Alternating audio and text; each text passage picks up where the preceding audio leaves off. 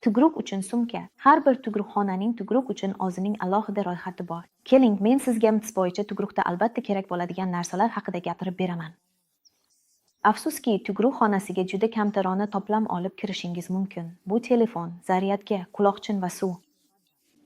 Men albatta sizga 2,5 litrlik suv shishasini olib borishni qat'iy tavsiya qilaman va albatta sport qopqogi bo'lishi kerak, chunki bunday shishadan ichish ancha qulay bo'ladi.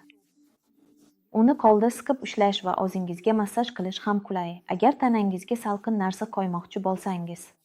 Yana bir tavsiyam, oldindan telefoningizga tinchlantiruvchi va dam beruvchi musiqa yuklab oling. Shunda tugruq jarayonida tugruqxona atrofidagi begona tovushlardan o'zingizni chetga olishingiz mumkin bo'ladi. Yoki tugruq uchun gipnotexnikalarni yuklab olib, ularni tinglang. Uyqu uchun niqob ham oling, chunki tugruqxonada ko'rik uchun to'satdan chiroqni yoqishlari mumkin. Ko'proq bir martalik singdiruvchi tagliklardan oling, 10 dona atrofida. Ular ko'p joy egallamaydi, lekin menga albatta rahmat aytasiz.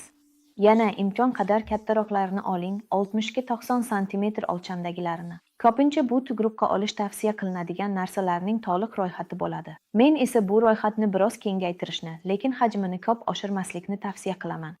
Yuqorida sanab o'tilganlarning ustiga men iliq jun paypoq ham qo'shgan bo'lardim, chunki tugruq paytida issiqlik xohlaysiz va oyoqlarni isitish ortiqchalik qilmaydi. Gigiyeniklar boyogi, tugruq paytida biz juda faol nafas olamiz. Bundan tashqari, tugruqxona havosi ko'pincha quruq bo'ladi va lablar juda tez quriydi. Nam salfetkalar. Massaj uchun kichik top va sizga yoqadigan yoki kerakli ta'sir beradigan aroma maslo ham olib boring.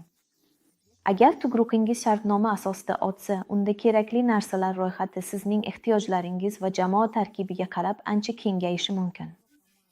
Shuning uchun eng yaxshisi shifokoringiz va akusherkangiz bilan maslahatlashib oling.